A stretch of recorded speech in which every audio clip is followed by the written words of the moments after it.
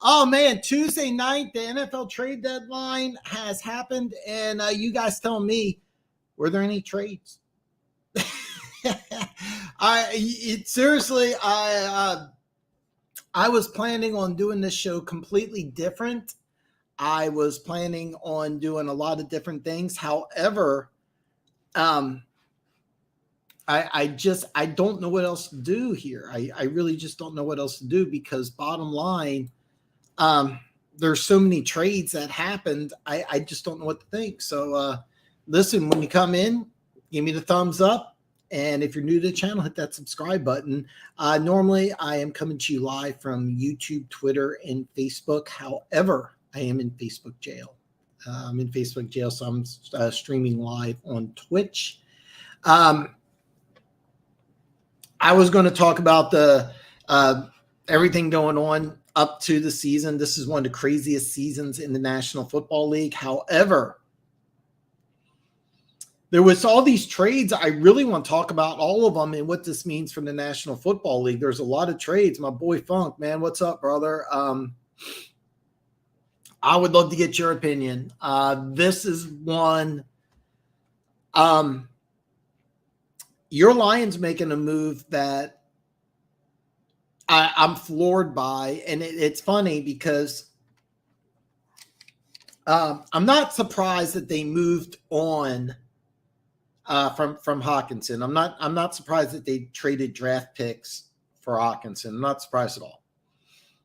I'm not surprised Minnesota made a trade for a tight end. I never would have pictured these two teams coming together for a midseason trade, especially when Detroit plays Minnesota in a few weeks. So I'd love to hear your opinion. I have my own opinion. I'm going to go through all these trades. Alex, I have a lot of money on the Houston Texans, so I need them to get a couple wins. I need them to get a couple of wins. As of right now, they have the number 2 pick in the draft. It'll be very interesting to see where they go. I still think Mills is the answer at quarterback, but do you want to make a move at quarterback? Is Lovie Smith in danger of losing his job? A lot of questions. A lot of questions. And the reason why I say Lovie Smith because I see Davis Mills, a quarterback with a lot of talent. I see somebody like Sean Payton being able to come in, and I can see Sean Payton loving the Houston Texans. So that's something you may want to think about. Do the Houston Texans enter the Sean Payton sweepstakes, or does Houston get better over the next couple of years? The Vikings are going to be in cap hell next year. Their salary cap situation is going to be it's going to be very interesting because sooner or later you got to think about what you want to do with Justin Jefferson and look at the contracts that Devontae Adams and Tyreek Hill got. So I mean, sooner or later you have to figure out what to do with Justin Jefferson. That's going to be a big one. That's going to be a big one. Dan, I'm sorry, but in every way, I doubt that happens. You never know. You never know. By the way, the Cleveland Browns did this 4 years in a row, and so you can. The answer is you can. It's just a question if you do or if you don't. But the Cleveland Browns did it, and the Houston Texans could.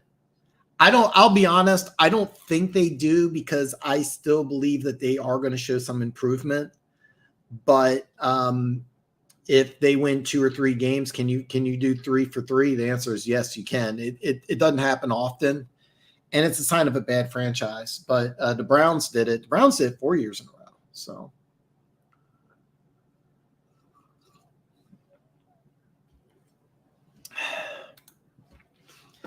Trade during the draft, now during the season. Yeah, Funk. It used to be that if you never traded into division, and the Lions did that during the draft. They traded with the Vikings, got the better of Minnesota. As far as trade compensation goes, I still don't like to trade up for Jameson Williams. Still don't like it, but as far as compensation is concerned, you did it, and now you trade mid-season with the Vikings. Very strange. Very strange. The Vikings had $3 million in space next year before the trade. Now they have Hawk for 9.3 now, so they are over by 6. This move is an all-in move before they have to pay JJ, I think. Yeah. It is an all-in move. Bottom line, I don't think that, it's funny. My buddy joined a couple of weeks ago and he goes, hey, who you got winning the North? And I said, Green Bay, easy. Green Bay's still going to win this division. Minnesota's head and shoulders above everybody else. And the NFC is, as far as I'm concerned, is wide open. Why not Minnesota? And, they're going to have to make some moves in this offseason. They have to make some cap casualties. I think that you're going to see, I don't know off the top of my head what the contract situation's like for guys like, Patrick Peterson. Daniel Hunter was rumored to be moved, but he looks like he's going to stay. You want to move on from Kirk Cousins. That's another situation. I don't remember off the top of my head. It was just something weird. Like, isn't he a free agent after like 2 years or 1 year? They made a very good move with Jalen Reagor. He hasn't really played much, but this is a guy I thought that could come in. So it's going to be very interesting. I can go through. There's like 10 teams this offseason that got really interesting stories. And, Minnesota now, they have a really interesting story. I mentioned both Chicago and Baltimore in my video you commented on. And, that's going to be very interesting. The Lions have a very, very, very interesting situation now. More than likely, as of today, the Lions have the number 1 pick in the draft. You know what you have to do. Question is who. So I hate the idea of the Astros season ending. I can't handle watching the Texans and rely. It's rough, man. I feel bad for you. I got a lot of money invested. I need 3.5, 4.5, 5.5. I'm at 1.5. I do see some wins in the future, but I really just need 3 more wins. 4 more gets me in a really good situation, but 3 more gets me to where I can be 500 for the year. And if they don't, then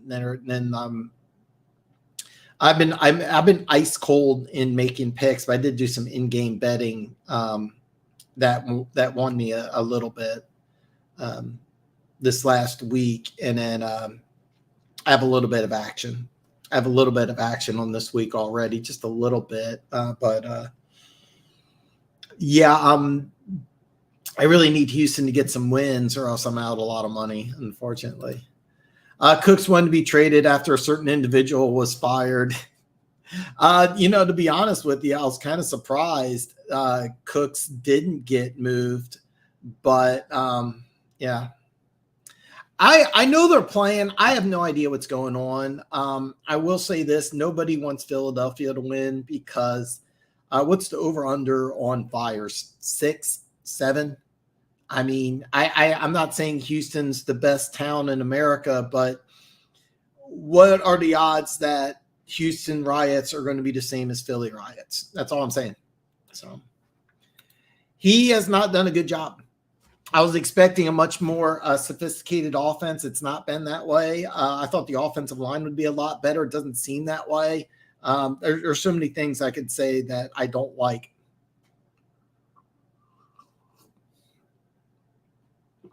They're going to have a very interesting, very, very, very interesting offseason. There's going to be there's a lot of guys. There's a lot of guys, a lot of teams that, this offseason, free agent's going to be big this offseason. The draft's going to be big. This has been like, because the way the season's been going, so many different teams are going to have very interesting situations. So, yeah. So the mattress guy in Houston. So Houston is the best town in America. I don't know about that, but I will say this. What's more likely to happen, Philly winning and lots of riots and vandalism, or Houston having a lot of vandalism? And I'm telling you this, like, as somebody who didn't watch anything, as far as the World Series is. I have no idea what's going on. I'll be honest. You're probably my number one source of baseball, believe it or not. Seriously, like, I know nothing. I don't follow it. I really don't. I just follow football 365 days a year. You know that. So, but yeah, because you've been a longtime supporter, I obviously would want Houston to win more than I want Philly, but I don't want Philly. I'm always scared if Philly wins anything because riots are going to happen. So. The Lions could cut Big V Brockers and golf and end up around $60 million. That could pay for the draft where they go all defense and a third round guard and pay Lamar Jackson. Seriously, Lamar Jackson going to a variety of different places kind of looks plausible. It wouldn't surprise me if he goes to Detroit. It also wouldn't surprise me if he goes to Atlanta. That actually makes it a little more sense. There's a lot of things that could happen this offseason. Lamar Jackson, I think all of a sudden becomes in play. I mean, obviously he didn't get traded, but what do you do? What do you do? It's a tough one, man. It's a tough one, but there's so many different stories that's going to happen this offseason. It's going to be a great offseason. And the Lions have the first pick in the draft. I'm going to be very excited about it. Very, very excited about it. So. If the Astros win the World Series, so Denver Gators shared the story with me, and I'm polling. Alex, just because you've been a longtime supporter, I'm supporting the Houston Astros. Just because you are, I know nothing about baseball, so any knowledge I get from you. But I am going to break down some of these trades, and one of the matter of fact, the Atlanta Falcons, everybody knows about the Calvin Ridley. Okay, that's a big name. I get that. But what they did, I thought was really interesting. They got two under the radar picks. They got Rashad Fenton from Kansas City, and I didn't write they also got Dean Marlowe from Buffalo for a pair of 7th round picks. You're going to say, Dan, what does this matter? Because they're the bottom guys on the roster. They used to be, now with the practice squad, it's a little different, but they're basically new 52, 53 on the roster. But here's the thing. These are bigger. I know Fenton has got decent speed. He was a track guy at South Carolina State. So you got bigger defensive backs that can do something on the defense. Plus, they also both play special teams. It's a minor thing, but they got better. And I love the Calvin Ridley trade because are you really going to welcome him back to the fold? I thought because you drafted Drake London and Kyle Pitts. And by the way, I'm fully aware Kyle Pitts is a tight end, but he's basically a wide receiver. So you use 2 picks on wide receivers. If Ridley comes back and he's one of the best wide receivers in the National Football League, do you really give him the $25-30 million a year he probably would deserve? I mean, if he was playing, he was one of the best wide receivers in the National Football League. It's interesting because he goes to Jacksonville, and I'm a big Christian Kirk fan, okay? The first practice Calvin Ridley has in Jacksonville, it's going to be obvious to everybody he's the best receiver. And you gave Christian Kirk, I think it was 4-year, $80 million deal. So you give him about $20 million a year. When Ridley is the best receiver on the team, he's going to ask for more. And it by the way, it's going to come across like instantly. So I like what Atlanta did because they made their team better. I mean, they're in first place right now. It's hard to believe with a really fantastic game against Carolina. Oh man, what a great game. You're in first place in the division. You got a 3rd round pick. Desmond Ridder, I almost forgot his name. So you got Desmond Ridder. You got Marcus Mariota, quarterback. Neither one of these guys are really definite long-term answers. You got some extra draft, I'm sorry. You got some extra players to help solidify your team. You get some extra draft picks for Calvin Ridley, who I don't think you wanted anyway.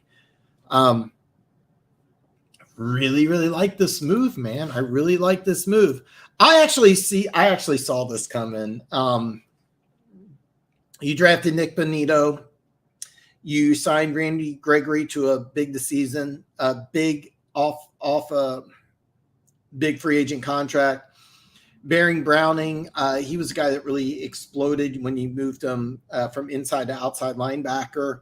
But I thought that it would have been better to move him at the beginning of the year. But the thing is that's really interesting about this trade.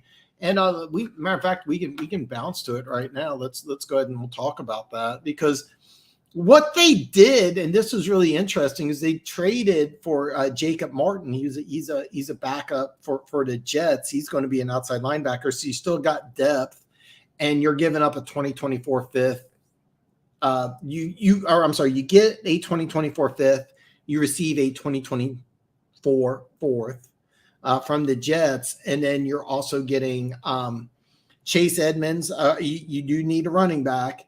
And then you get a first rounder and a 2024 fourth. So you get some extra draft picks in 2024, a first round pick. Of course, you missed that one from Russell Wilson.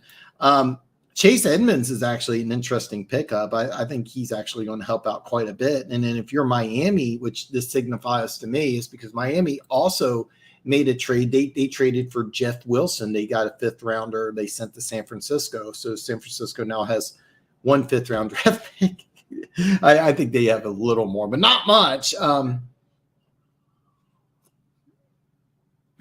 Bottom line, Miami kind of went all in with this trade. And I find that to be a little surprising, because is anybody looking at the Miami Dolphins and saying, you know what, you guys are better than Buffalo?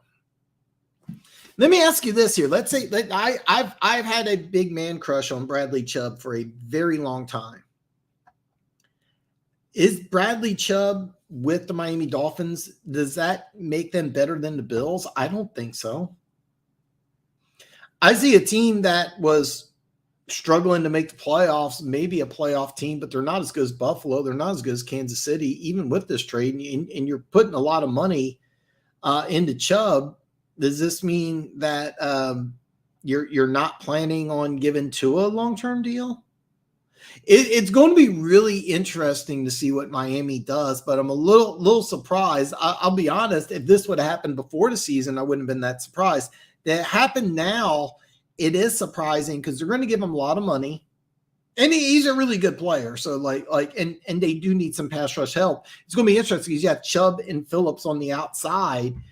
This defense could be really good, but I don't think it makes them better in Buffalo. I don't think it puts them to that next level. You have Kansas City and Buffalo, and then you got the rest of the AFC. I don't even know if it makes them team number 3. I really don't. Are they better in Baltimore? I know they beat Baltimore, but I mean, if these two teams play in the playoffs, which team would you think would win? It's going to be very interesting. It's going to be very interesting. So, I mean, this is kind of crazy. Metrics Mac has a deal. If the Astros win it all, you get furniture worth certain. That's really awesome. I hope you get some free furniture, man. If the Astros win, you get free furniture, and Mac makes his money back. Yeah. That sounds like an awesome deal. I'm pulling for you, man. I'm pulling for you. Teams acquired about Jerry Hughes, but Houston did not. No, Jerry Hughes is a guy that I remember when he signed, he was like, hey, man, we're building something really special. And it's not really coming through. The defense isn't nearly good enough. And it's kind of funny. I've seen a lot of mock drafts where they have Ryan Anderson going to Houston at number 2. And I don't see that at all, because I don't see him really fitting unless you put him at defensive end, and he's got to put on some weight. So, I mean, if I'm Houston and I have that pick, I'm auctioning it off to the highest bidder, and there's got to be a lot of teams that would be interested either in a quarterback or Anderson, because I don't think he really fits that team.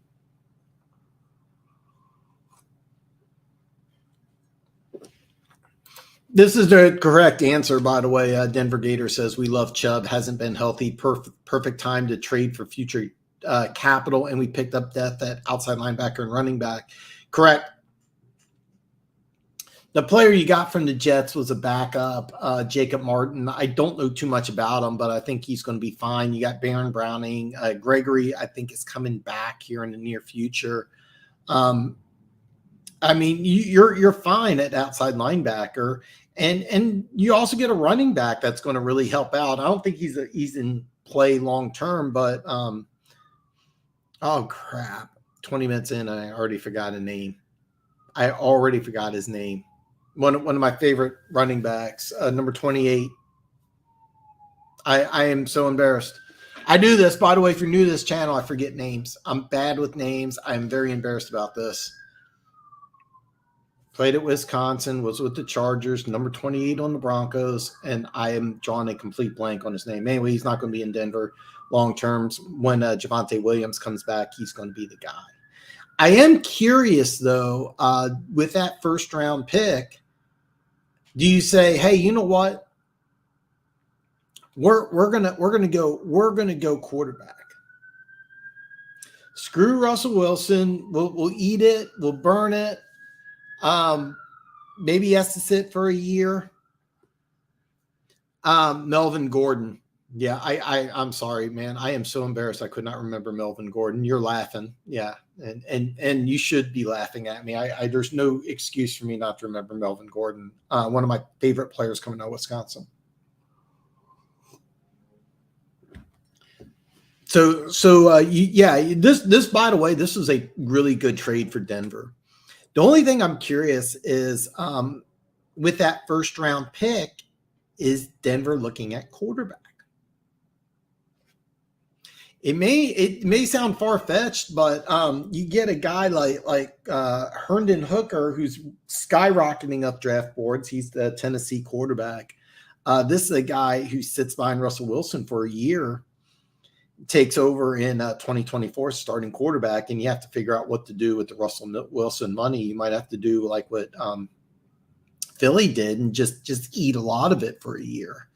And I think that could really happen. I think you could just say, hey, look, you know what? We don't want this guy. We're going to eat a lot of money and go from there. So, yeah. Miami has enough. Yeah, they do. And, it's actually funny because the team that I think would really scare people in the playoffs would be Atlanta. And the reason why is that the defense has got some players.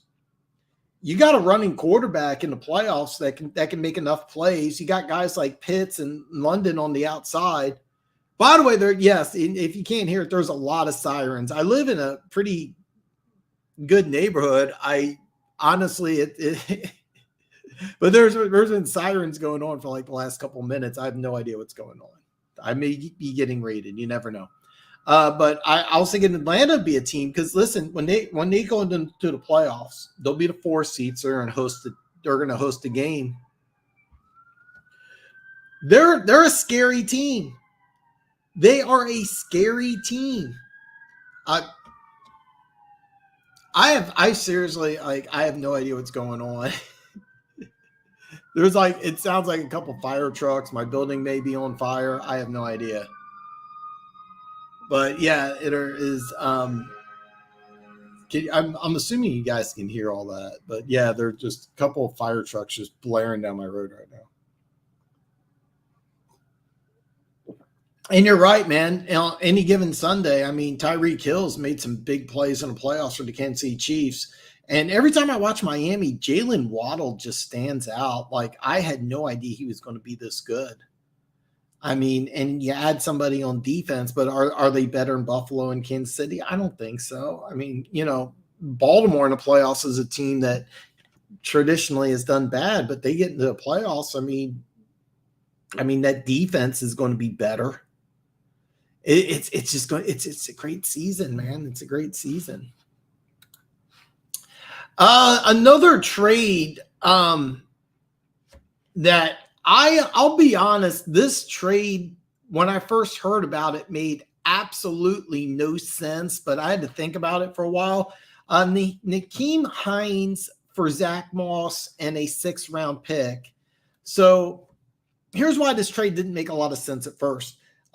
With Nyheim Hines, you drafted James Cook in the 2nd round this year. He looks to be the more explosive running back. He looks like he should be the running back. Singletary's a pretty damn good player who's I thought would be the number 2 back behind Moss. He's actually the number 1 back, but I think it's just a matter of time before Cook becomes the number 1 back. But with Nyheim Hines, you get somebody who's almost exactly like Cook. But so I thought Buffalo would be better off because Moss is a bigger, more physical back. Singletary's in the middle, and Cook's explosive, right? So I thought that having a different type of running back would be good, but Hines is very similar to Cook. But I will say this, Buffalo becomes more explosive in an offense. Hines more explosive. He can do more. You can use him as a wide receiver. It also made me realize that on 3rd and 1, 4th and 1, you're using Josh Allen more and more. And I keep saying that, sooner or later, Allen's going to get injured and you guys are just going to hate it because this is a big surprise.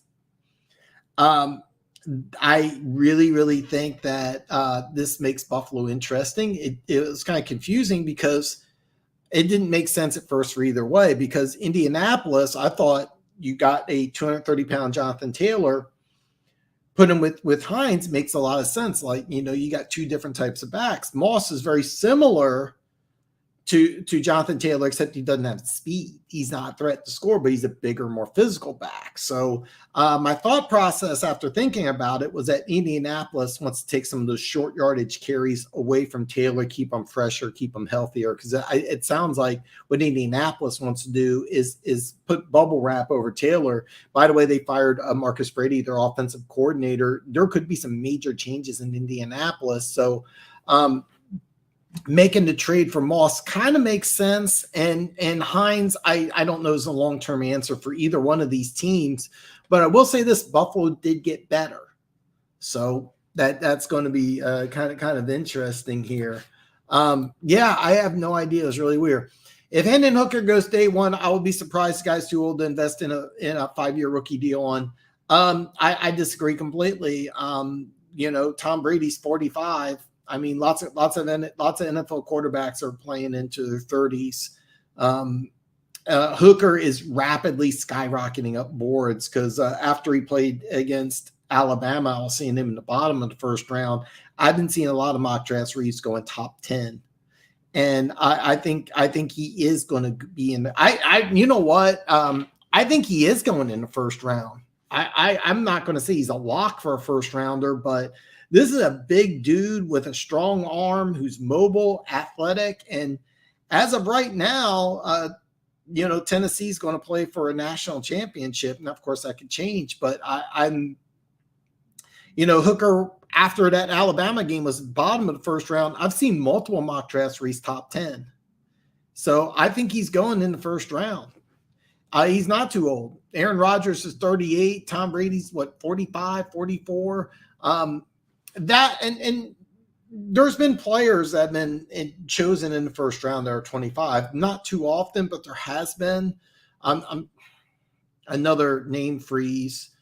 Garrett Bowles. Okay, I'm sorry. Garrett Bowles, left tackle. He's injured right now, but he was chosen in the first round by Denver Broncos. So Hooker, I can almost promise you will go in first round because they're falling in love with this kid. People are just absolutely loving this kid. And he has all the attributes that you want. Big, strong, fast.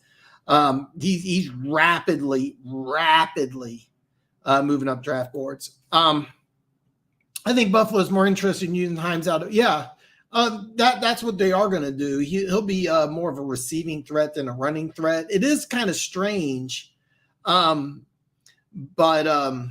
It's kind of strange, but yeah.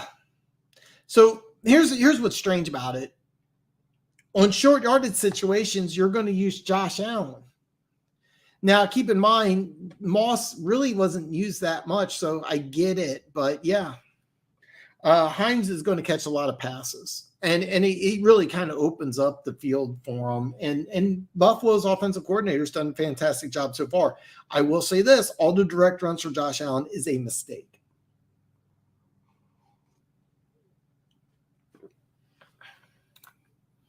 If any team takes Levi's in the first round, it'll be a big mistake. That's an interesting story because he hasn't had a great season, but before the season, there was a lot of talk that he could even go number one. It's going to really depend on how he does in the interview room, how he looks, if he improves his throwing motion. There's a lot of things about him, but a lot of teams really like this kid. So he could still go in the first round. We're going to do a lot of draft stuff. I don't know if he's going to be 25 or 26. It really doesn't matter. It really doesn't matter because whoever drafts him is going to look at him to be a starter 2022 or 2023. This might have been a big deal a while back. It's not that big of a deal now. I'm telling you right now, though, I'm telling you right now, he's going in the first round. Now, the only way he doesn't is, an injury, some off-field incident. But the way things are going right now, not only is he going first round, he's probably going top 10. I think you're going to be really surprised that this guy is a lot of teams are really falling in love with this guy because a lot of people think that he may come in and be the starter. Don't be surprised. Me and Denver Gator were talking about Anthony Richardson going to Baltimore. Hooker could slide right into Baltimore and be a day one starter. I mean, seriously, let me ask you this. You keep Roquan Smith, right? You sign him to the long-term deal he wants, right? Maybe Justin Houston comes back, maybe he doesn't. By the way, Justin Houston's playing lights out. All right.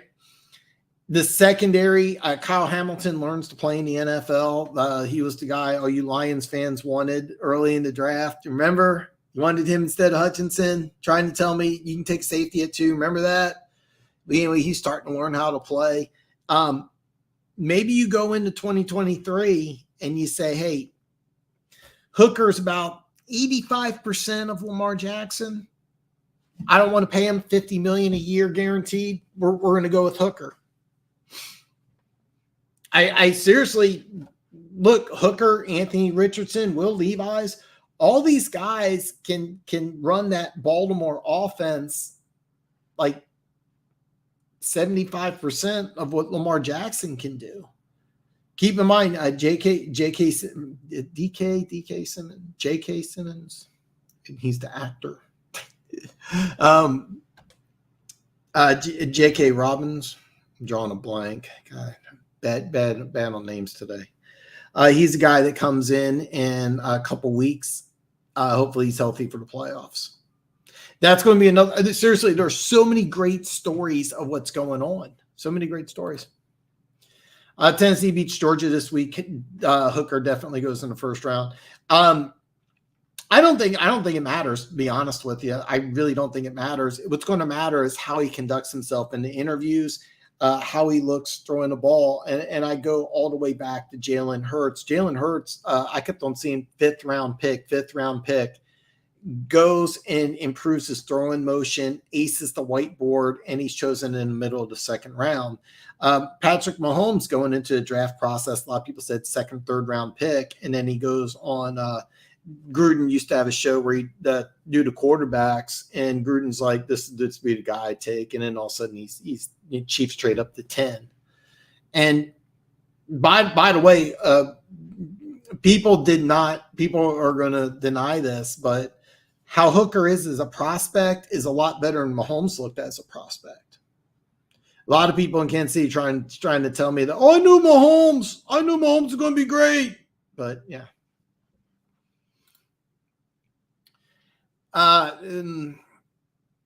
He needs to look good in the offseason. He as of right now, I don't know if he's a first rounder, but Rattler was another guy. 2 years ago. People were talking about him being number 1. So I did not want Hamilton. I said I was against it. Wanted to trade back more than anything. The Lions keep running this 4-3. It was either you. I don't remember, but it was either you. I think it was One Pride. He's not here right now, so he can't defend himself. But one of you guys, it was either you or One Pride were telling me you wanted Hamilton at 2, and I'm like, this isn't the guy you think it is.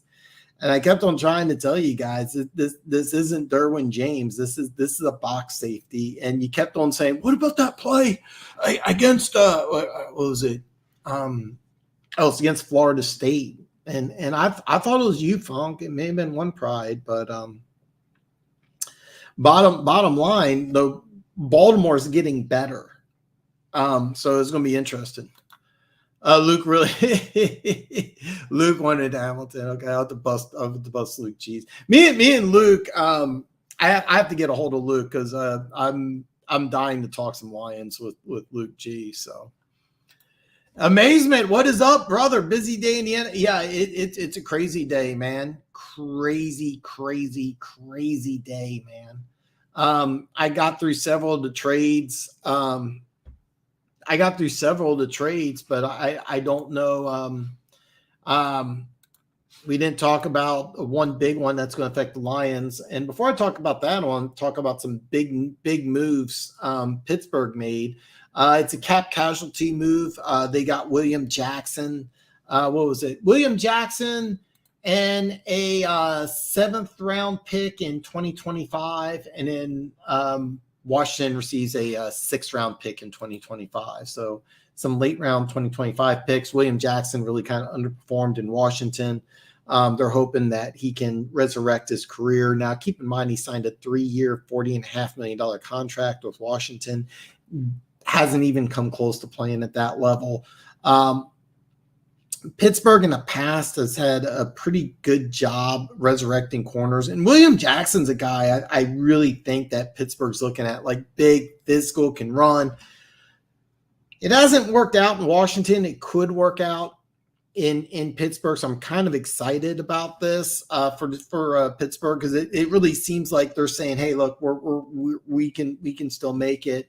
And then they get a 2nd round pick for Chase Claypool. And this is a good move for both Pittsburgh and Chicago. Now, keep in mind, Claypool is in the middle of his 3rd year. He was a 2nd round pick. So after next year, he's going to need a contract. So I think that he's going to get his contract this year. I think Chicago made this trade in saying that, hey, after the season, we're going to sign you to a deal.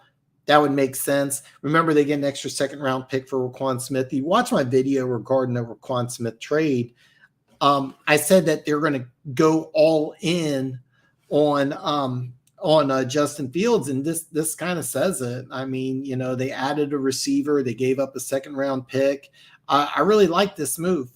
And it's a good move for the Steelers because George Pickens, his 2nd round rookie this year, has really played lights out, and you can still play hardball with Deontay Thompson too. So. I like this move for the Steelers, and I also really like this move for the Bears, because remember, you already have Baltimore 2nd round pick. So I think it's a really rare win-win situation. All right, so I'm sorry, I'm a little behind on comments here. As much as I hate them, Vols deserve to be number 1. Vols play Georgia this week. Ohio State plays Michigan later, so a lot to be decided. You know what? I'm going to give you a crazy prediction. I'm going to give you a very crazy prediction, and we can document this. So document here 38-50. I'm going to give you my college football playoff Final 4. You have Tennessee. You have Ohio State. You have Alabama. Here's where number 4 gets really nuts. You know who's going to be number 4. You know who's going to make the college football playoff. You're never going to guess. It's going to be Oregon. Yes, the same team that lost 49-3 to Georgia week 1 will be that 4th team. They are going to go undefeated. Bo Nix is a Heisman candidate, and Oregon will get a chance to play for a national championship. You heard it here first.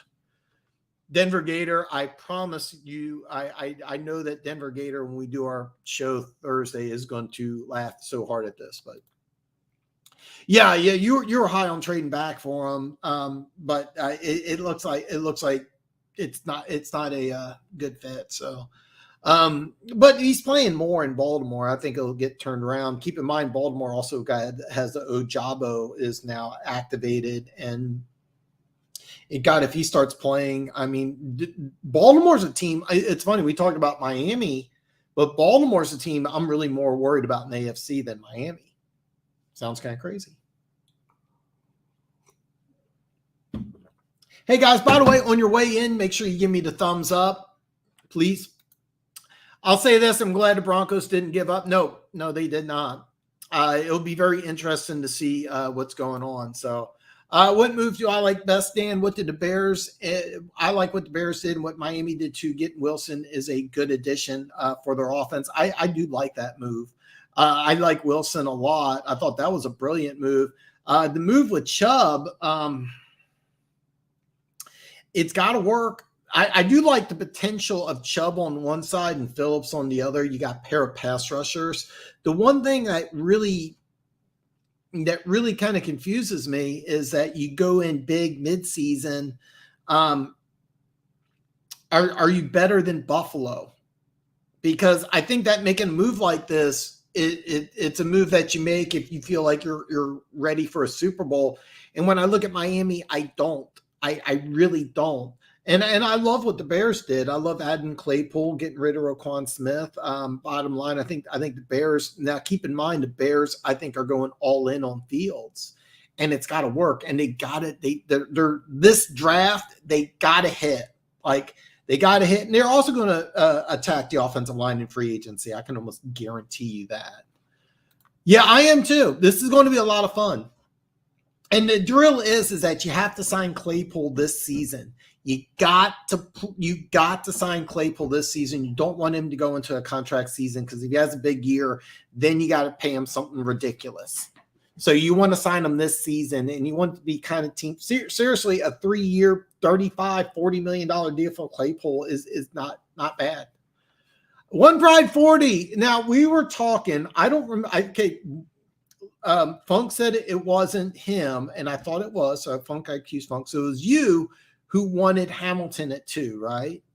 One of you two Lions fans wanted Hamilton at 2. I thought it was Funk, but he says no. So it was you.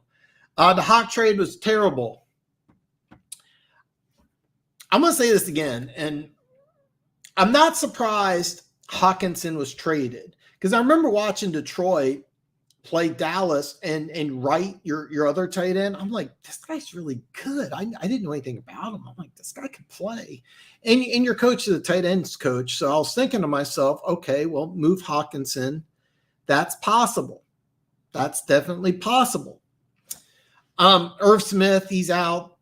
He's on IR. I think he's gone for most of the regular season, if not all of it. So them trying to get a tight end makes a lot of sense. I never would have thought mid-season that the Vikings and Lions would make a trade. It floors me.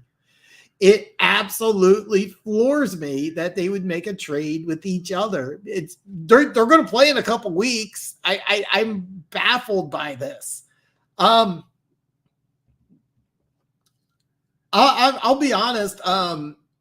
I want to talk to Luke G. I want to get his opinion. He hit me up and he's like, dude, we got to talk. And I'm like, because I know that what I'm saying is not a popular Lions fan opinion, but I really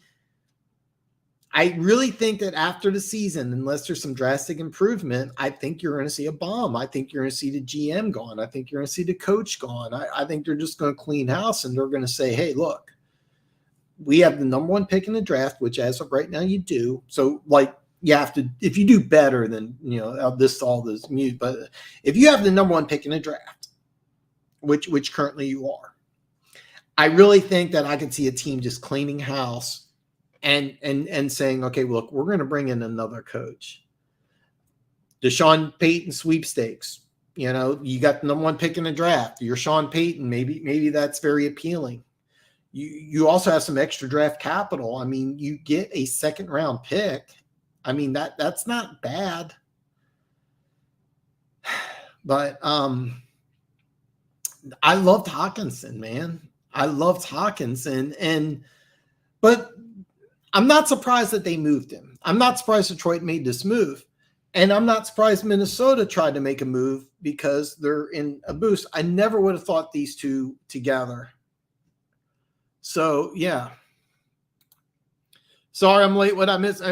You know what? I was planning on talking a lot of midseason. I've just been talking trades. So, Lions fandom is in shambles. I'll be honest. Like I was really floored. I'll be honest with you. Okay. I'll be honest with you. I really didn't see Calvin Ridley being traded. I was really surprised about that, but I think it's a win-win for both. Okay. This trade makes it kind of makes sense that the Lions wanted to move on from Hawkinson and get a couple draft picks because they need some help. All right. That part makes sense. All right. It makes sense that the Vikings wanted a tight end. Irv Smith's out for a while. I never would have put these two together, making a midseason trade. I never would have done that.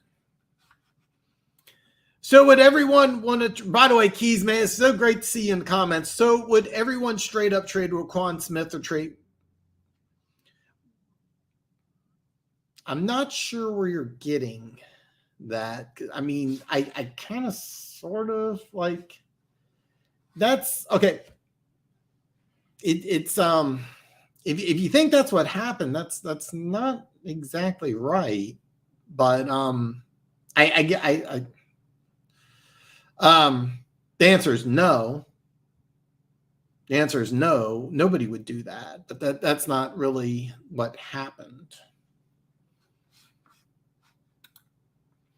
Vikings would likely move on from Irv Smith since they have Hawkinson this season. Why not? Yeah, exactly. And it makes all the sense in the world for Minnesota to make this move because they add a really key part to their offense. Their offense gets a lot better. And their defense, remember, they're going from a 4-3 to a 3-4. So as the season goes on, defense is going to get better and better and better.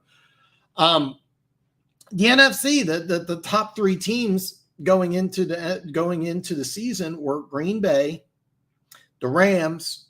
I didn't have San Francisco, but let's say you did. I mean, they're so. I mean, they didn't have Jimmy G as quarterback, and you had Tampa Bay, and they're not in it. I mean, are the Vikings now the team to beat in the NFC? I mean, why not? Why not? It's funny because like out of all the teams in the NFC, I would really be afraid of. I'd fear Tom Brady with Tampa Bay. I would fear Green Bay with Aaron Rodgers. I would fear the Rams with Matthew Stafford. Am I afraid of Kirk Cousins? The one thing about the Vikings, and this is key, is that it all revolves. It all revolves around Dalvin Cook. If Dalvin Cook is healthy, this team can beat anybody.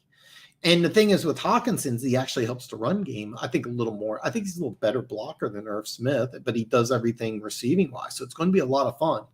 It's funny because the Vikings are in great position to win this division. I keep waiting for Green Bay to turn the switch on and get healthy on the offensive line. I don't think it's going to happen. The Lions, I think, are a disaster. Chicago is much better than I thought they would be, but like, what are they going to win? 6-7 games? So you win the division, and bottom line, all you got to do is win the division. I mean, look, they're better than Atlanta. They're probably going to win the South. So it's going to be a fun year, man. It's one of the craziest seasons I've ever seen, one of the most unexpected seasons, and all these trades is a lot of fun. It's all good for the NFL. A lot of fun. Miami will be able to beat most teams on any given Sunday. I don't know if they can beat the Bills, but I'll be cheering for them. Yeah, I'm 100% with you, Keys. They did get better. No question.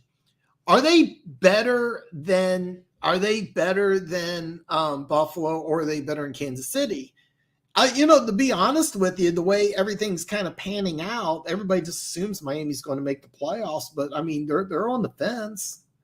I mean, yeah. The really bad part about the Hawk trade is that he stayed in the division. Other than that, Ben Johnson treated him like a leper of St. Brad.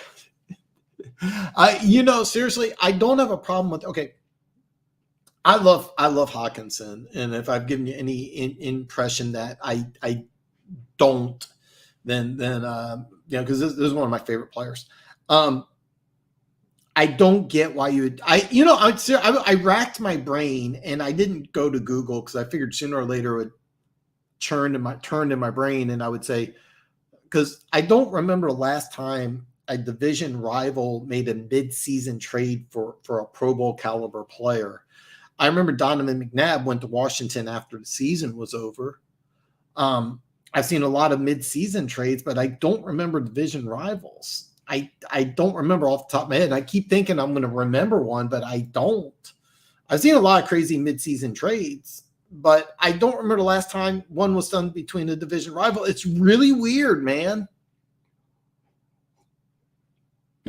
It's really weird. And by the way, the more successful Minnesota is with this trade makes the Lions GM look bad. It's just a weird look. So a one-loss Oregon team has to beat out a potential no-loss Clemson. Okay. I think Clemson's going to lose. I just do. I just do. I don't see a team with here's how I look at it. Bo Nix is a Heisman candidate. Clemson's flip-flopping quarterbacks. And I don't see Clemson going undefeated. Now, I mean, if Clemson goes undefeated and Oregon has a loss, that's one thing. But I think Clemson's going to lose, and I don't think Oregon's going to lose. All right. And Oregon doesn't have to play USC. I know they play I looked at their schedule and I'm drawing a blank. I think they have to play Utah, which is ranked, and they have to play one other game, but they're going to win out. They're going to be 12-1. And I think Clemson's going to lose. And here's the thing. Not only is Oregon going to be 12-1, they're going to win 12 straight. Plus, you're missing the key point. Bo Nix is a Heisman candidate. Bo Nix will go to New York and be at the Heisman ceremony. He's not going to win. But he is going to be a Heisman candidate. So that's what you got to think about. Clemson with the going back and forth on quarterbacks, they're going to lose. They are going to lose. Yeah. So yeah. And yeah, they can lose in the ACC championship game. We've seen this a lot over the years where you have a 12-0 team enter the against a 7-5, 8-4 team and lose the conference championship game. I've seen it a lot. So yeah, that's what's going to happen. I still look at head coach quarterback combos in most games. I've added K to that formula, so I don't necessarily like Miami's head coach quarterback kicker combo over other teams like Buffalo and Kansas City. It's going to be very interesting because I really think that people are really overestimating how good Miami is, because at their best, coming back from Baltimore and beating Buffalo, they're looking at this as being an indestructible team. I see a team that's very up and down, and I'm still not sold on Tua.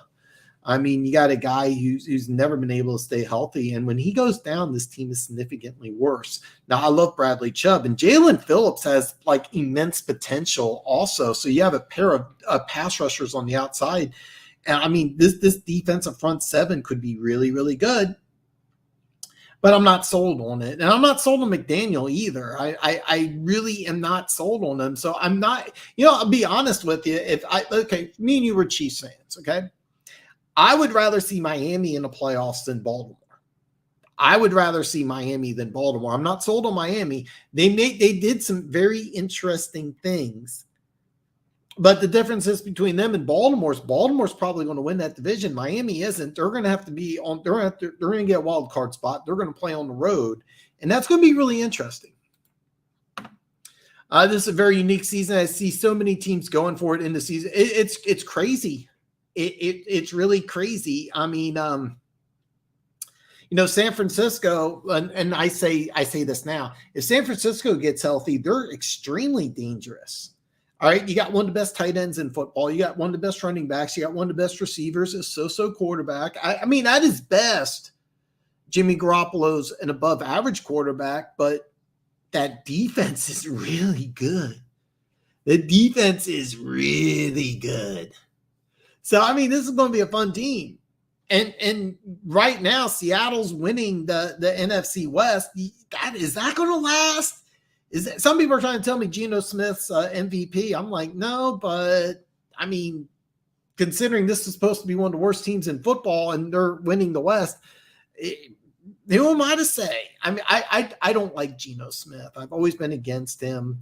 I didn't like him in college when I watched him have a hissy fit against K-State and break down like a 3-year-old girl. I don't condone violence, but when he chewed out that his teammate and refused to pay back that $600 when he just flaked.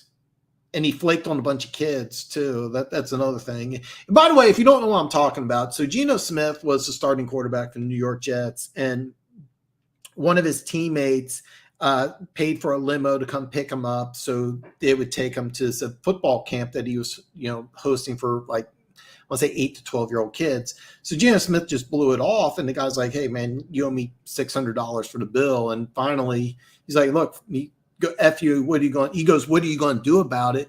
Guy broke his jaw through a punch and broke his jaw. I mean, am I condoning violence? No, but did he deserve it? Yes.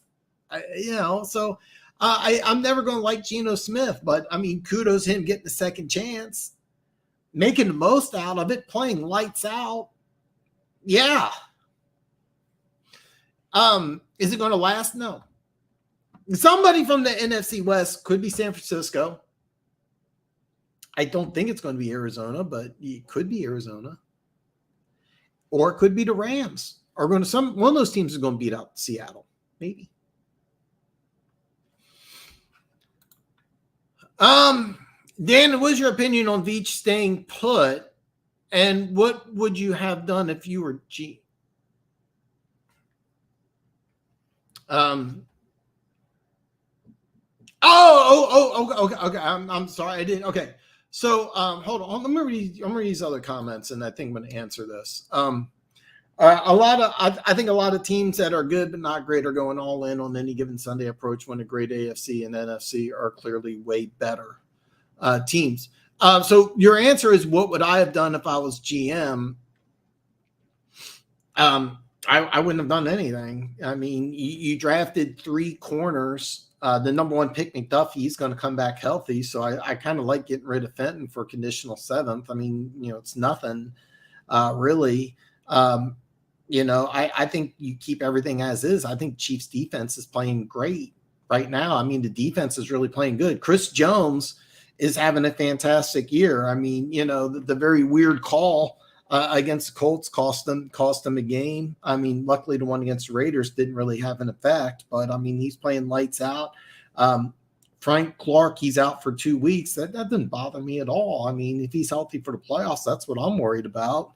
I think a lot of times people make these trades that they're just knee-jerk reactions, and most of the time they really don't pan out as well as people think. So what I have done if I was Kansas City, I was kind of surprised about Tony, but I like it. I think it also signifies that their second-round pick of Sky Moore, they don't like him as much as they originally did. Why they wanted him to be a punt returner, I have no idea. He didn't return punts in college. So I like it. If you consider the money for Raekwon and Trey Poole as a straight-up trade, it makes sense for both teams. See, I don't at all, because when I made the video, I forgot they also had A.J. Klein. So you get a 2nd, a 5th, and a player to replace Roquan Smith. It makes a lot of sense for the Bears, because the Bears, they need players, right? And most specifically, they need a wide receiver. So I don't see it as an equal exchange at all. They're 2 separate and different things that are, I don't think, really related to each other, to be perfectly honest. But I get where you're saying, like, it's Roquan for Claypool. It may appear that way, the Chicago. I don't see that at all. I see it's completely separate and different. So my initial thought on the Hawk trade was that Detroit was making up for Felicia. Yeah, seriously, when I saw that trade, I was like, wow, a team that traded up 20 spots, only gave that much up. That's really weird. So the line, Campbell for sure, but I'm not sure about Holmes. He has hit on a lot of picks. Yes. I really like that he has hit on. I mean, your defense has 4 rookie starters, but it also makes the trade for a player who's not playing even worse, because at picks 32 and 34, you could have got a couple starters that would really help out. The one thing I do like is that you get an extra second round pick. So, I mean, what you got? 2 first round picks, 2 second round picks. And if you stay on that, you have the first pick in the draft, you're going to have pick number 33 as well. And that's basically, if you use your first pick in the draft, you use that as on quarterback, pick number 33, that's basically a first round pick. So I really like that. And you still have some really good pieces in play. You have a really good offensive line. Amon-Ra St. Brown's very, very good. DeAndre Swift, really good. And plus you have a lot of young, talented players on that defense. So teams that are in the NFC playoffs right now: Mariota, Geno Smith, Kirk Cousins, and Daniel Jones. You're right. It's a great. Here's the thing: in the NFC, you have no idea. I think in the AFC, it's Kansas City and Buffalo, and then Baltimore got better, Miami got better, but in the NFC, it's just crazy. It's just crazy. Oh, Denver Gator hating on me. Guy teaches me to talk college football. Don't get me wrong. I think Clemson, most overrated team, barely win. I'm just saying Clemson has to lose one for Oregon to get in, and they will. Smash the like button, Keith. Thanks, brother. Smash the like button hard enough to draw a roughing the passer penalty, or just merely touching it lightly. Oh, man. Amazement. Most of the NFL is having a Freaky Friday season. Almost positive there are only 2 divisions ever winning record: the NFC East and the AFC East. It's very strange. I mean, the NFC South, every team has a losing record. I don't have it pulled up, but all of them have a losing record. It's just crazy. I was really planning on doing a midseason review, and then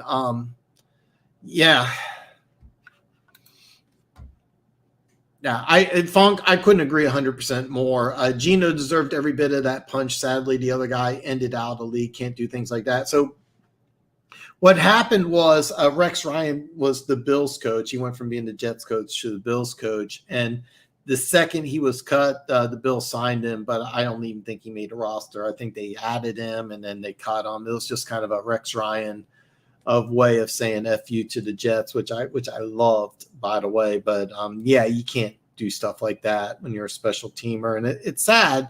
And Geno Smith deserved it. What happened is he got his jaw broken, lost his job, became a backup for 7 or 8 years. And I think if you ask Geno Smith, like man to man, if he said that he made the wrong decision, he would probably tell you he should have just paid up. And I like to think that. I like to think that. I don't know. I will say this, is that when Geno Smith played last year in mop-up duty, he looked pretty good. I'm seeing some crazy stuff regarding Geno Smith right now, and I don't think he's an MVP candidate, but it's kind of funny because is he a comeback player of the year? I think so. Does he qualify for that award? Because I think he does.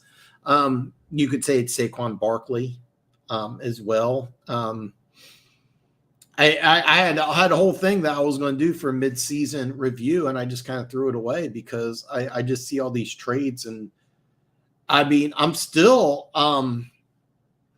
floored about this trade, and I'm going to go over it one more time in case you didn't hear, in case you joined late, or in case you're under a rock. TJ Hawkinson was traded from the Detroit Lions to the Minnesota Vikings. The Vikings get TJ Hawkinson and a 4th-round pick, and then a conditional.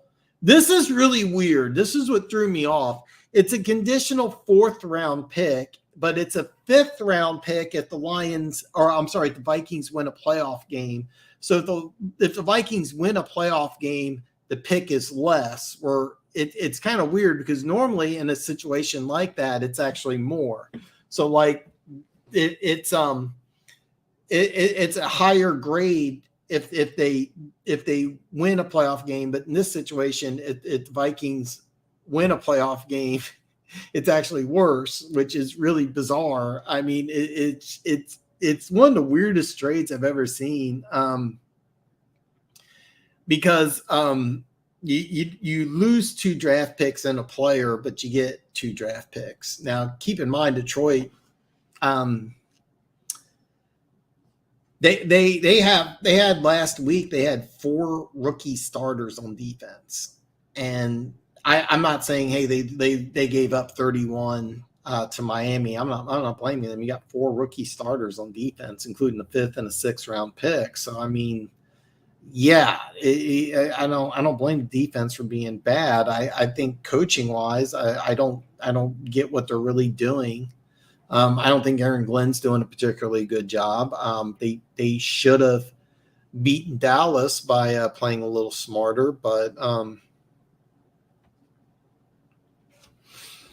this trade just it's so strange. I mean, the conditional pick is worse if the Vikings win. So it's really bizarre.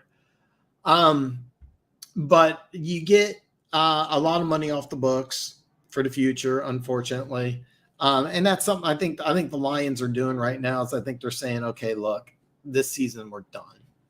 You know, we're a bad team. We're going to get a very high draft pick. We're going to draft a quarterback, and we're going to need some help to build around this guy. So let's get an additional 2nd round pick, because more than likely that 2nd round pick is going to be a starter. And you know what the weird thing is that if you're a rookie quarterback, you're going into Detroit, you have an opportunity to win right away. I know that sounds crazy, but you really do. Because you have some young talent on defense. You have one of the better offensive lines. You got a guy in Amon-Ra St. Brown who's a phenomenal receiver. DeAndre Swift's got some talent. I mean, there are some pieces in play. You know, you put a playmaker at quarterback. And by the way, that's going to be very interesting. I'd love to hear what you Lions fans think. If you end up getting the first pick in the draft, who do you want? I've seen a lot of people say you got to take Bryce Young. I've seen a lot of people saying you got to take CJ Stroud. I'd love to hear what you think if it ends up happening. But them being number one, getting the number 1 pick, yeah, it makes sense. As of right now, the Lions have the number 1 pick in the draft. So, what about Green Bay not making any wide receiver moves? Is it arrogant to assume Rodgers can turn it around? Okay. I don't blame Green Bay for not making any wide receiver moves because the problem is not the wide receivers. It's a lot of people believe that it is, and it's funny because somebody tweeted out that like Mahomes and Tyreek Hill split up and they're the best versions of themselves, where Rodgers and Adams split up and they're the worst versions of themselves. But here's the drill. The problem with Green Bay isn't the receivers. It's not Rodgers. It's that offensive line. All right. That offensive line has to be fixed first. Now, was there an offensive lineman that Green Bay could have added? I don't know. I'm going to assume no. Now, I heard that they were interested in Cooks. I've heard that they were trying to make a move for Claypool, but I really think that Green Bay, they need to fix that offensive line. And that's their number 1 issue. The defense is good enough to win. They got young talent at receivers, and Rodgers, I still think is a very good quarterback. I mean, he's won the last 2 MVPs. That offensive line is garbage. I mean, Buffalo has a really good defense. All right. But can Green Bay turn it around? Yeah, they can. But David Bacchiardi, he came back. He doesn't look like he's ready. Like he looks really messed up. The rest of that offensive line is just bad. They got a couple guys that have no business being on an NFL roster starting. So I don't have a problem with Green Bay staying pat, but what they need to do is they really need to fix the offensive line. Could they have added somebody on I mean, seriously, is there a bad team right now that has good offensive linemen that'd be willing to ship them out? I don't think so.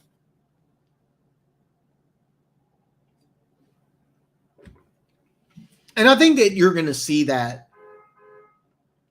You're going to see that this offseason. You're going to see Green Bay just make some massive moves on the offensive line. I think you're going to be surprised when they don't draft a wide receiver in the first round, but instead they draft an offensive lineman. But if you think about it, all the good QBs are in the AFC, so it'll be some unusual names in the NFC playoffs this year. And keep in mind, between now and the playoffs, you could still see the Rams or San Francisco or both make it in. The thing is with Green Bay is they're still not eliminated. I mean, are they going to win the division? Doesn't look like it, but I mean, could they turn it around? Could they be 9-8, make a wild card? Sure. As of right now, I don't know exactly, but as of right now, I mean, here's what you're looking at. You're looking at Philly, Dallas, New York. All three of those teams are making the playoffs. You know what the crazy thing is? Washington looks a lot better. Chase Young comes back. I would love it if all four of the NFC East teams got in. Why not? Fuck it. Crazy year. But yeah, I mean, it's a crazy season, man. The Lions fired Aubrey Pleasant, the defensive back coach, defensive pass game coordinator. I guess they had to do with the Miami game, and Dan wanted to see him play physical against wide receiver, and they played way off. Yeah, I didn't know the specifics about it, but it probably, I'll be honest, it's probably not the first firing on the defensive side of the ball for Detroit. I really think that if things don't get better, and when I say get better, if they win 3 or 4 games the rest of the year, that's an improvement, and that's enough for everybody to stay on. But I mean, if they have the number 1 pick in the draft, I really think that you could be looking at an atom bomb. But they need to change some things. But listen, if you have 4 rookie starters on the defensive side of the ball, you can't be good. I mean, you just can't. I mean, and Miami's got weapons, man. Miami's got weapons. Waddle is really good. Everybody knows about Tyreek Hill, but man, every time I watch Miami, Waddle's just dangerous. It's like, oh my God. Gesicki's a Pro Bowl caliber tight end. Their offensive line's a little shaky, but I mean, it's going to be interesting. I think we do, and my prediction is Bryce. Okay. I'm really curious. I think you can be impartial, but I mean, let's just say C.J. Stroud was the better quarterback. Let's just hypothetical.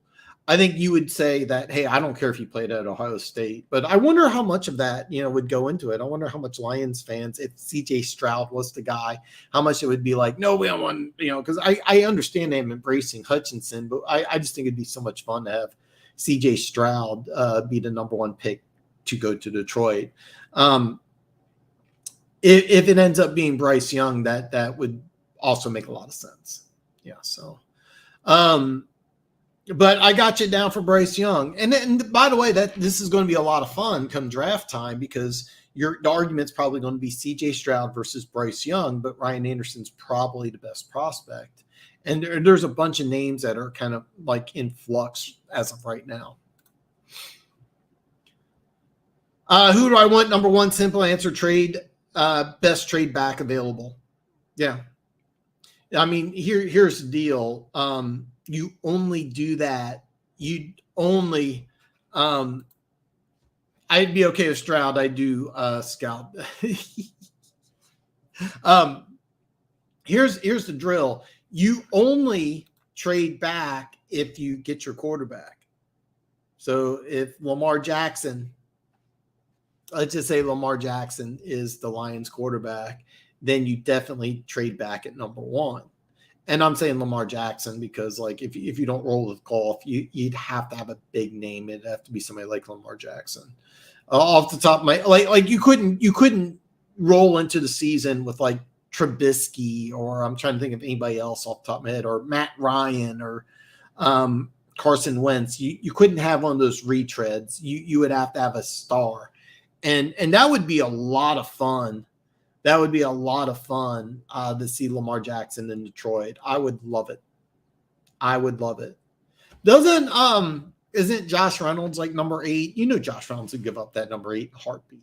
He'd give up that number 8 in a heartbeat. I don't even think he'd offer, like, he wouldn't even say, like, hey, you know.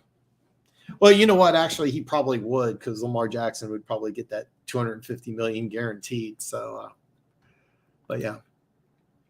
Fans are funny all season long. They have been doing stupid thing in the secondary, like against Minnesota, and then when they come out of a timeout and Hughes was lost, fans are questioning why it was AP to go. Yeah, and that's another thing. Hughes didn't play bad in Kansas City as a nickel, and I don't even know what he's doing there. So it's yeah. What do you think of Young Funk? Looks okay, a little small, but size isn't everything. Yeah, that's another thing, is that I really want to see these measurements, because to me he looks like he's 6 foot 195, and I'm not so much worried about the 6 foot. I am worried about the 195. The one thing I do like is that in Detroit you have one of the better offensive lines in the National Football League. I'd be very curious to see if Detroit does have the number 1 pick in the draft. Do they want to go with Stroud or Young, or they want to go in a different direction? Now, I would love nothing more than, like, if Baltimore says, you know what? Because here's the deal. Jimmy puts this in, and this is an interesting comment, because you could trade Lamar Jackson. You could sign and trade. You can franchise tag and trade Lamar Jackson to Detroit, and you wouldn't ask for the number 1 pick in the draft. You could get that second number 1 with what the Rams are doing in the Rams season. What's the Rams record right now? I should have had this pulled up, but I've been looking all day at trades. The Rams are 3-4. So I mean, so you have a 3-4 Rams team. All of a sudden, that pick that I was talking about being in the 25s, that's a mid-round pick. So let's say Lamar Jackson goes to Detroit. Let's just have some fun here. All right. Lamar Jackson goes to Detroit. All right. You got the contract set up. You sign him to a good contract, right? All right. You got the number 1 pick in the draft, which you probably at this point would trade back. And then you also got that pick that's the Rams' number 1 pick that ends up being Baltimore's pick. Let's just say that. I mean, Baltimore would probably be pretty happy. They got 2 first-round picks. They're gonna go ahead and use one of them on a quarterback. The rest of the team's loaded. I mean, all those linebackers they got. Ojabo comes back. Justin Houston, they probably don't sign again. He was on a 1-year deal. By the way, he's playing lights out. Justin Houston, one of my all-time favorite players. Lions with the new quarterback in that offensive line. And keep in mind, the first pick in the draft, at this point, you're trading down. Who knows what you get? You still got pick number 33. You still got an extra pick in the second round. It's a lot of fun. I'm hoping it happens. I hope it happens. But at the same time, if you're a Lions fan, you kind of, how mad would you be if the first pick in the draft ends up being a quarterback, and then you still get the Rams pick, which looks like a mid-round pick? Who knows what you do there? You obviously aren't going to draft 2 quarterbacks in the first round. 33, that could be a solid player. if you keep the same general manager, right? You keep everybody the same in Detroit. You probably could take 33 and you may trade up, you may trade down, but you're going to get some activity. I mean, you're going to get some activity. I mean, could 33 be for a player? Seriously, 33 may be for a player. You never know. When if you get crazy in free agency? I mean, I would be really pissed if this happened, but Juju Smith-Schuster probably going to be a free agent. When if he signs with Detroit?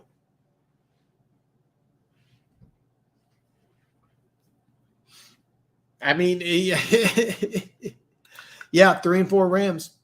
That pick, you know what? I looked through some mock drafts earlier, but I forgot where the Lions pick is. The one mock draft I looked at just not too long ago had Bryce Young going to Detroit at 1, and I forget what pick number 13 was. I completely forgot what pick number 13 was. I want to say it was an edge rusher, but I could be wrong. And that's kind of lazy too. But yeah.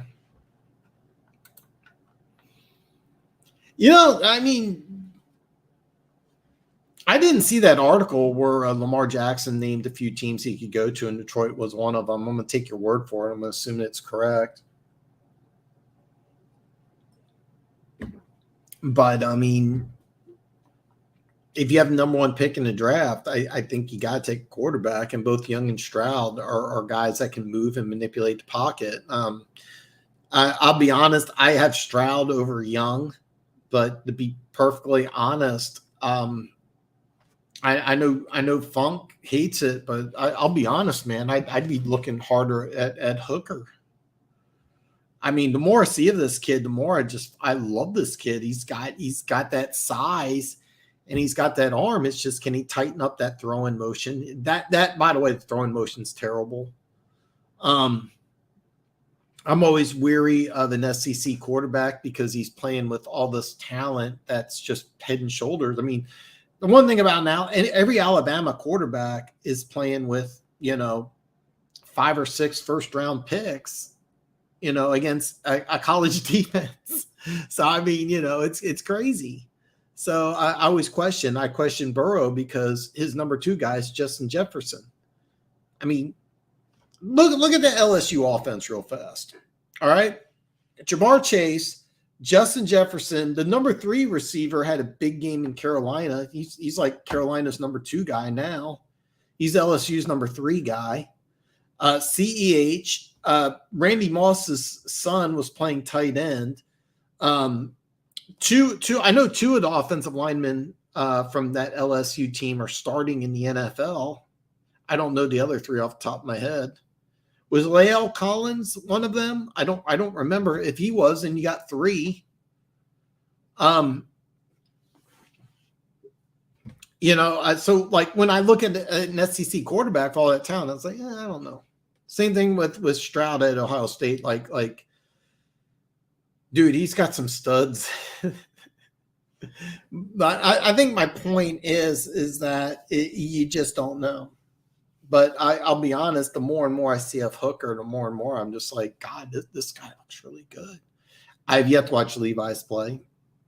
I don't think Anthony Richardson I think Anthony Richardson, if he does leave early, could go in the first round, but he needs to tighten a lot of things up.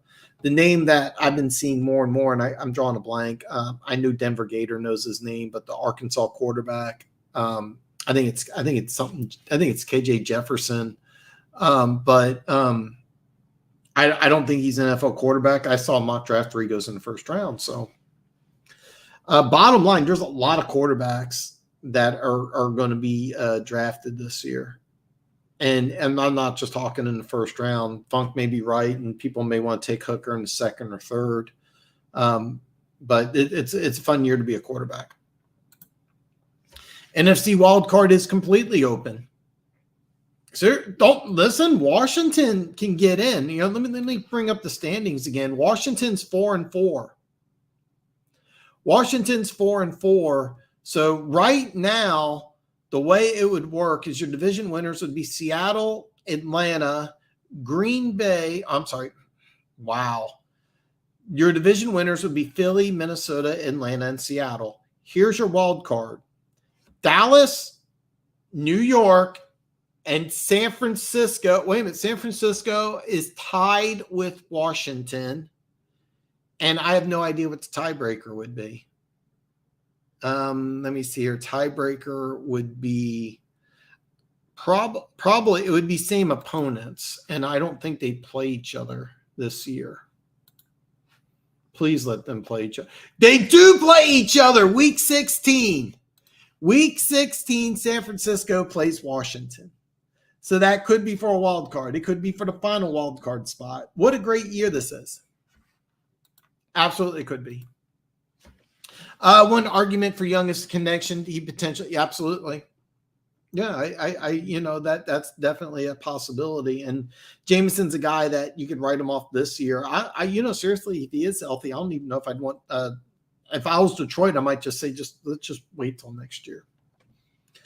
And that is interesting. It would be a nice connection. And also, I normally don't preach this or want this, but I think Detroit would really benefit from having players from Alabama, just more players from Alabama, a team, where you're constantly winning, 12 games. I think that would really help. So that said, man, I was going to talk a lot of midseason. I was planning on breaking down, NFL Week 9, but I'm kind of going to wrap it up. I'm quickly running out of gas. It's been a long day.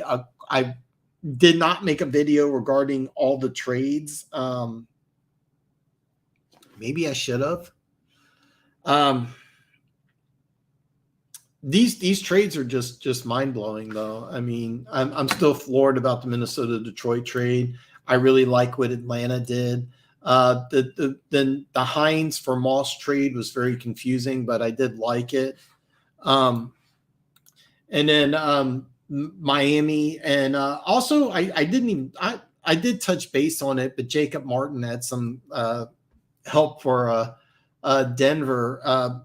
Denver quietly got a little better here. He would have a connection with ARSB.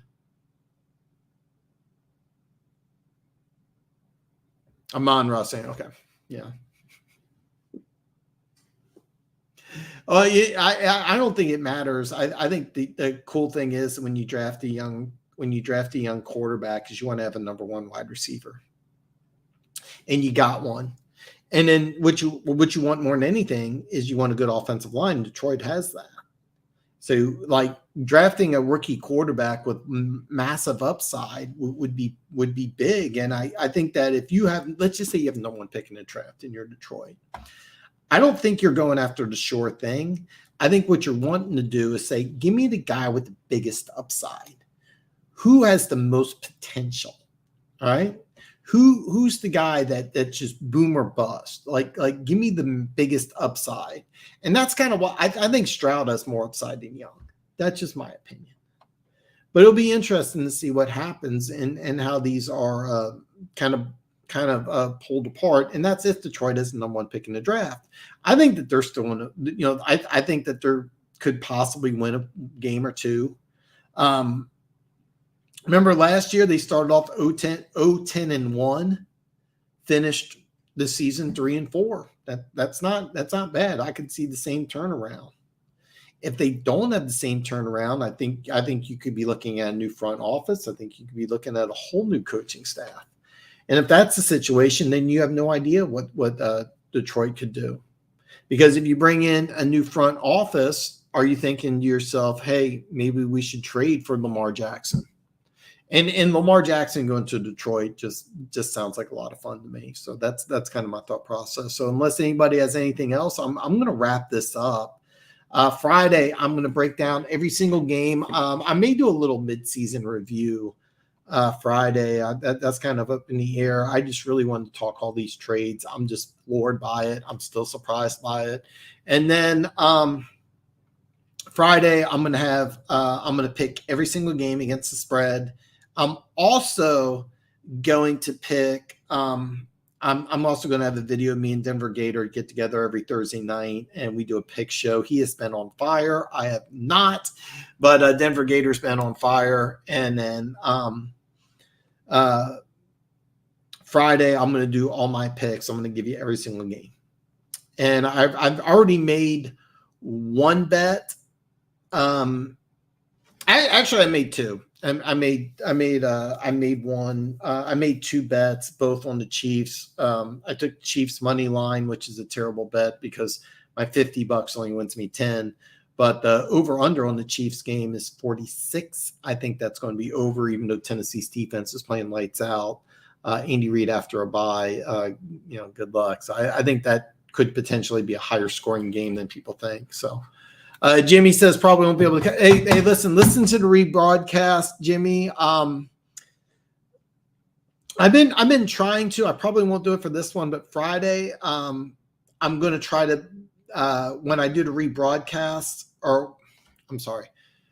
I'm going to try to put chapters in. I'm not going to do it this week, but Friday's show, I'm going to try to put chapters in. I'm going to try to be a little more organized and do each game. Try not to have so many rants. That way, if you watch the rebroadcast, you can just go, hey, look, I want to know about this game. I can go to this timestamp. I haven't been putting chapters in the live streams. It's a lot of work.